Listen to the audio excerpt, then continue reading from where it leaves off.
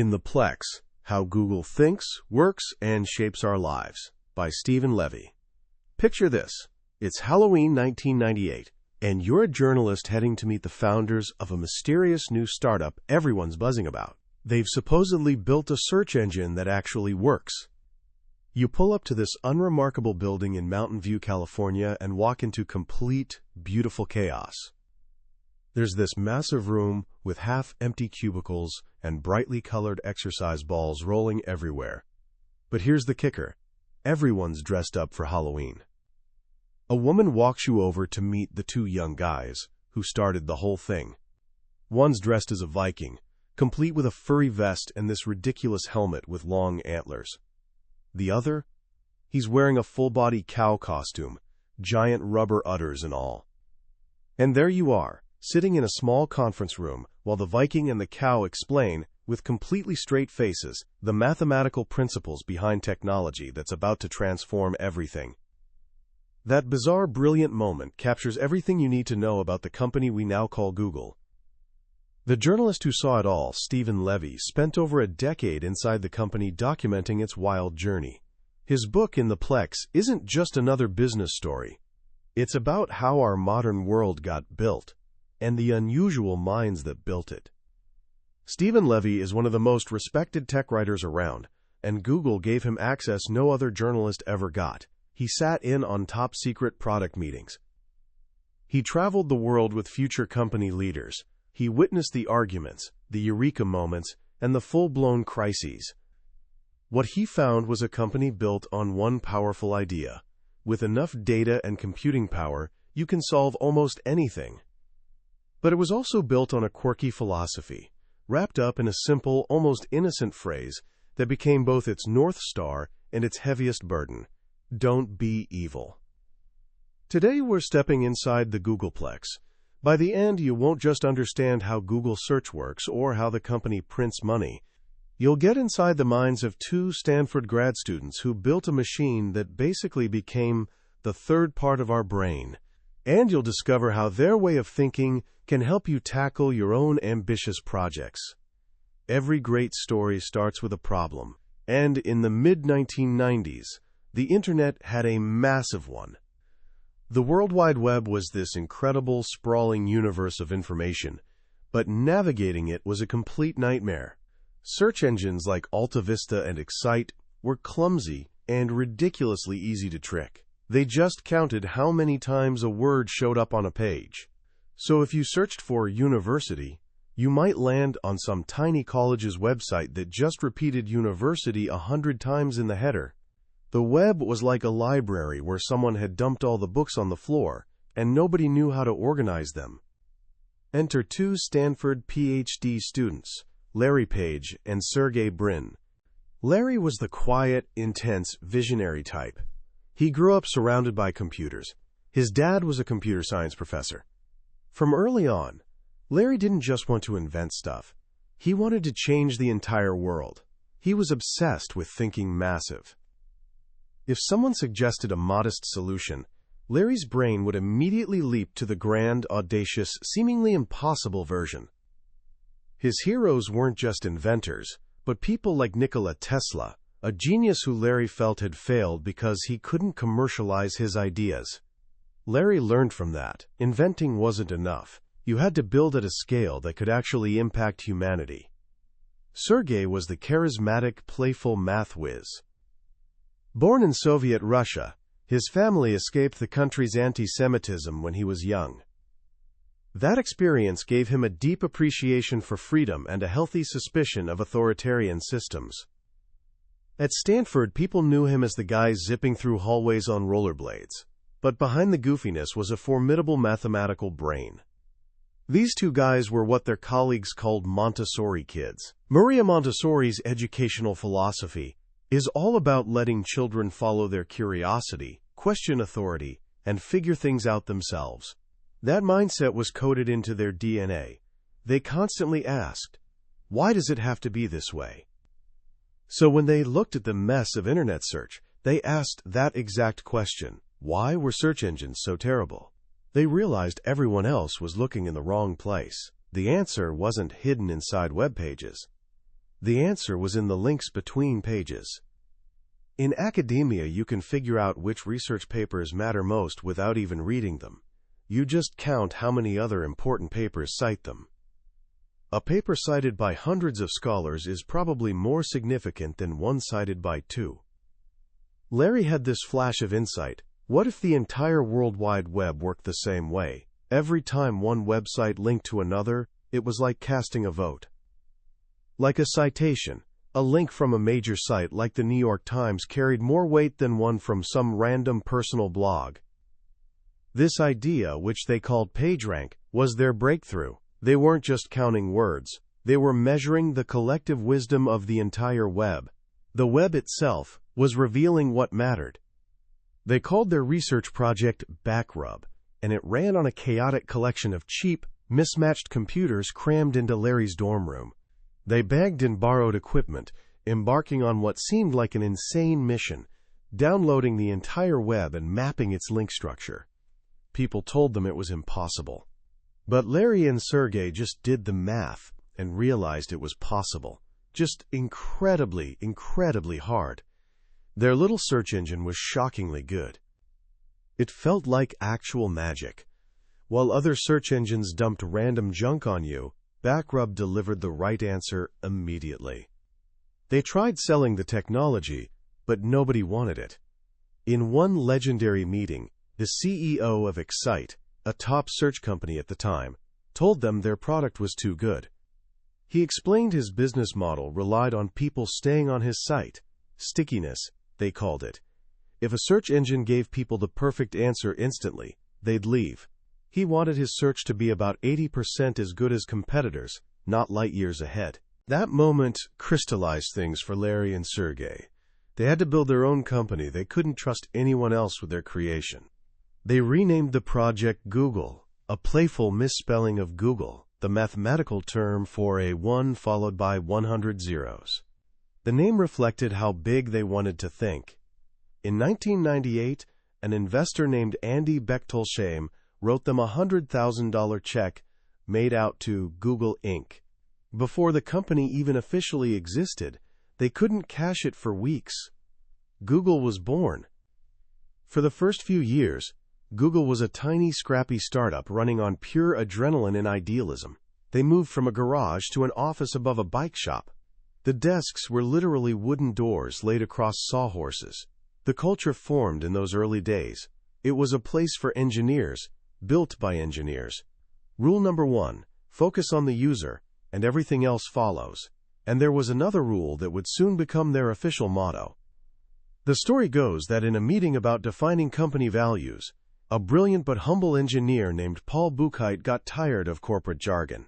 He wanted something that would make people slightly uncomfortable but felt genuinely true. So he tossed out a phrase, "Don't be evil." It wasn't meant as marketing. It was a command, an internal reminder for engineers that they had moral responsibilities. In a world where other companies tricked users and compromised values for quick cash, Google would be different. Another engineer, Amit Patel, started scribbling the phrase on whiteboards all over the office. It became the company's soul. But idealism doesn't pay the server bills. By the early 2000s, Google had the world's best search engine, but a serious problem.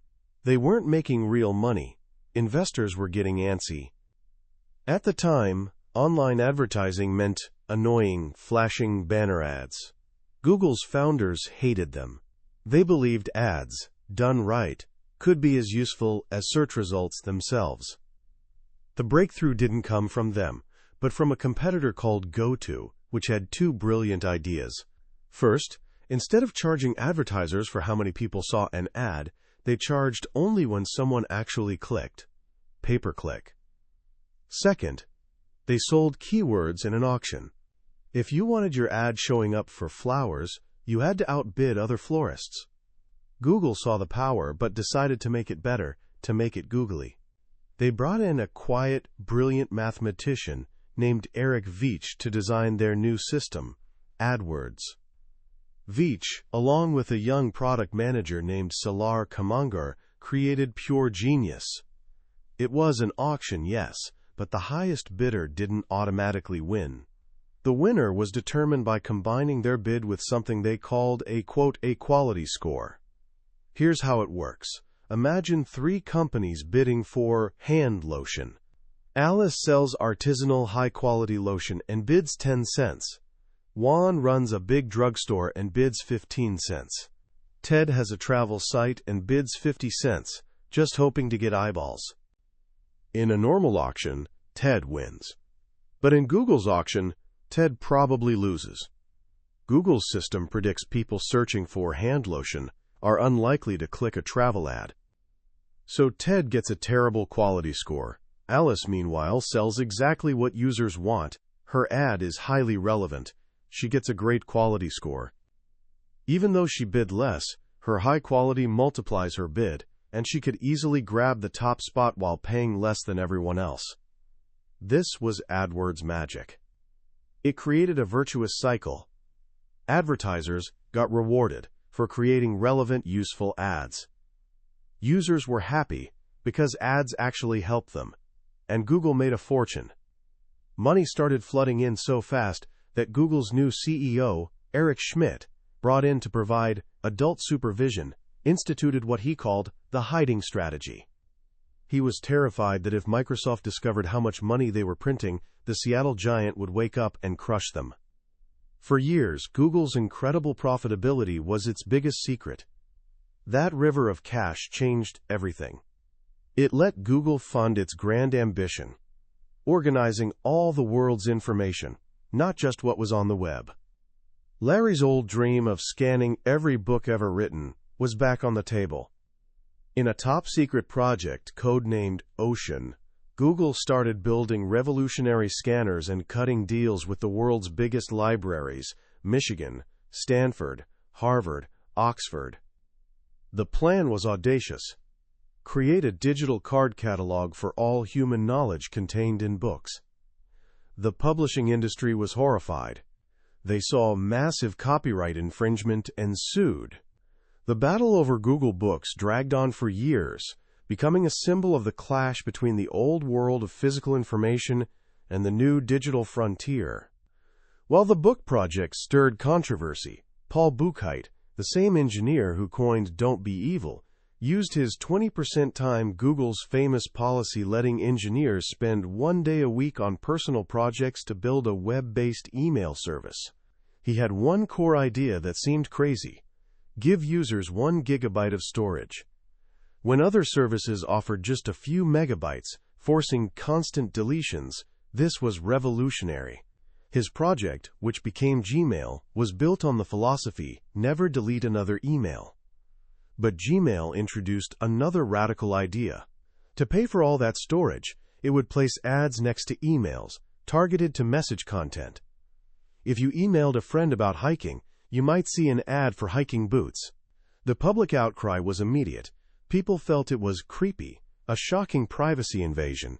It was Google's first major collision with the public over the very data that made its services so powerful. All these new products, books, Gmail, and dozens of others, ran on Google's secret weapon, its massive global network of data centers. This was Google's cloud. While other companies bought expensive, high-end servers, Google built its own using cheap, commodity parts. They knew some would fail, so they designed brilliant software that could instantly route around failures. A Google data center wasn't a collection of individual computers. It was designed to act as one single planet-sized computer. They built these massive, billion-dollar facilities in secret, in places like a small Oregon town, hiding behind shell corporations to get the best deals on land and power.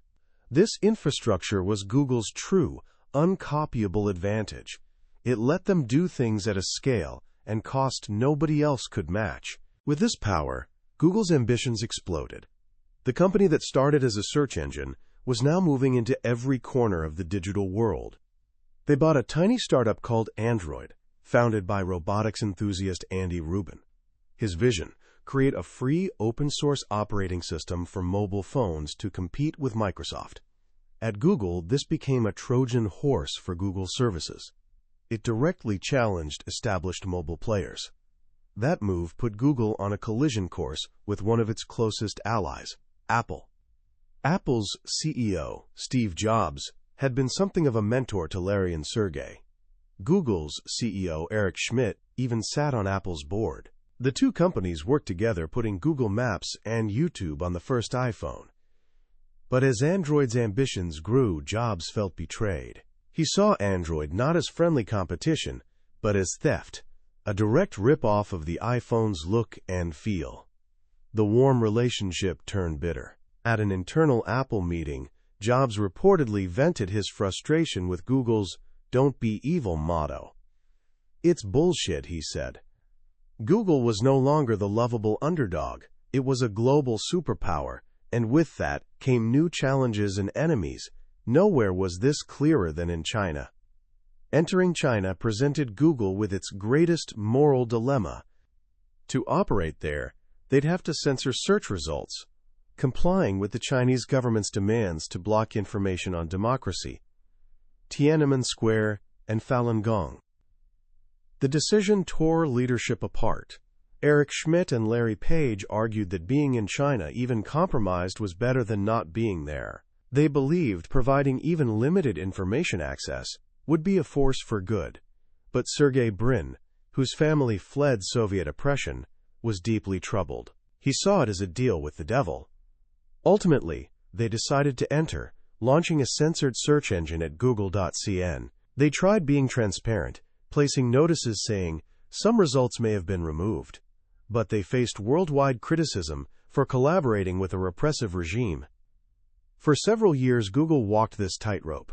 They built a large Beijing office, led by charismatic executive Kai-Fu Lee, trying to compete with local giant Baidu. But the government relationship stayed tense. The breaking point came in late 2009. Google discovered they'd been hit by a massive, sophisticated cyber attack from China. Hackers stole valuable intellectual property, but more disturbingly, they'd broken into Gmail accounts of Chinese human rights activists. For Sergey, this was the final straw. He'd been outvoted on entering China, but now he argued with all his moral force that Google couldn't stay complicit. The company, he insisted, had to stop censoring. After weeks of intense emotional debate, he won. Larry sided with him, and a reluctant Eric Schmidt agreed. In January 2010, Google made a stunning announcement. They'd no longer censor Chinese search results. They effectively pulled their search engine from the mainland, redirecting users to their uncensored Hong Kong site. It was unprecedented for a major American corporation, a moment when "Don't be evil" was more than a motto. It was a billion-dollar decision. Just as Google grappled with these global challenges, a new threat emerged closer to home. Not another search engine, but a completely new way of organizing information: social networking. Companies like Facebook were built on a different premise. They believed the most important information didn't come from algorithms, but from your friends. What your social circle talked about, shared, and liked mattered more than what a machine told you was important.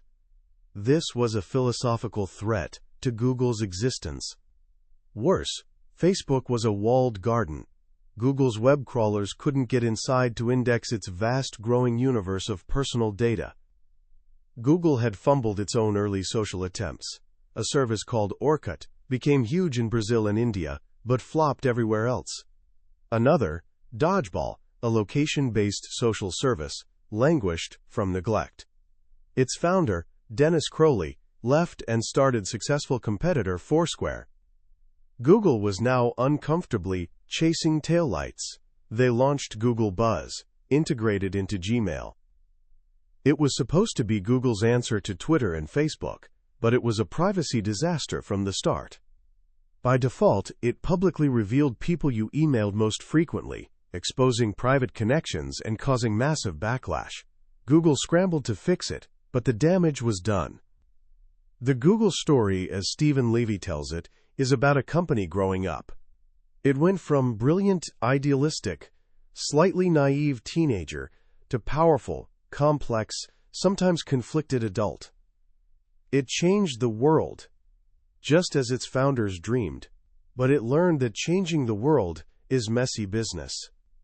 The company, born from a desire to make things simple and accessible, became a sprawling empire, fighting wars on multiple fronts against Apple in phones, Microsoft in search, and Facebook for the web's future. All the while, it constantly looked over its shoulder, defending against governments, regulators, and critics, who now saw it not as a force for good, but as power to be feared. The Viking and the cow were no longer in a dorm room. They were leading one of the most powerful companies in human history, facing a world far more complicated than any algorithm could calculate. When you step back and look at Google's story, it's easy to get lost in the technology, the algorithms, the data centers, the incredible engineering. But what Steven Levy reveals so powerfully and in the Plex is that Google's real secret isn't technical, it's psychological. It's a story about a specific way of thinking. The Montessori kid mindset Larry and Sergey brought to every problem, relentless questioning of why things are the way they are, and healthy disregard for the word impossible. When everyone else tried making search 10% better, they asked what it would take to make it 10 times better. That question forced them to throw out old assumptions and invent something entirely new. This is, I think, the book's most powerful lesson. So often, we limit our own ambitions by perceived constraints around us. We accept the way things are because that's how they've always been. Google's story testifies to the power of starting from first principles, using logic and data, not just to improve, but to reinvent. But it's also a cautionary tale. Google's greatest strength, unwavering faith in data and algorithms, also became its greatest blind spot. The company was brilliant at understanding systems, but sometimes struggled understanding people. Privacy controversies around Gmail, Buzz, and Street View all stemmed from the same place, failing to appreciate the emotional, human context of the data they handled. They saw information as bits and bytes to organize, not as the delicate fabric of people's lives. And their motto, "Don't be evil," which started as such a pure internal guide for engineers, became a public relations trap. It set a standard no company, especially one of Google's size and complexity, could perfectly live up to. As the company grew, the world learned that evil is much harder to define than a simple algorithm. Is it evil to censor search in China if it gives a billion people access to slightly more information? Is showing someone a useful ad a privacy invasion? These aren't engineering problems. They're deeply human ones. So what can we take from this incredible story? Here are a few simple ideas. First, cultivate a healthy disregard for the impossible. Next time you face a big challenge, don't just ask how you can improve the current solution. Ask what a solution would look like starting from scratch, with no constraints. You might be surprised where that question leads. Second, fall in love with the problem, not your solution. Google succeeded because its founders obsessed over the problem of information access. They willingly threw out their own ideas and started over if data showed a better way. Stay flexible, stay curious, and be willing to be proven wrong. And third, find your own "don't be evil." It doesn't need to be a corporate motto. It can be personal. What's the one principle you won't compromise? In a world constantly pushing and pulling you in different directions, having a clear moral compass is the most powerful tool you can have. It guides you when data isn't enough. We've explored Google's grand saga today, from idealistic birth to complicated adulthood. But Steven Levy's book is packed with so many more incredible stories and insights we couldn't possibly cover. A summary gives you a bird's-eye view of the landscape, but reading the book is like exploring it on foot, discovering hidden paths and unexpected vistas yourself. If today's journey sparked your curiosity about the minds that built our digital world, I can't recommend In the Plex enough. It's more than a business book. It's a manual for thinking big and a profound look at the responsibility that comes with changing the world. You'll find a link in the description below. And if you found this story valuable, helping you understand our world a little better, please consider subscribing. We explore the minds of the world's greatest thinkers every week, and I'd be honored to have you join us for the next one. Let's keep learning and growing together.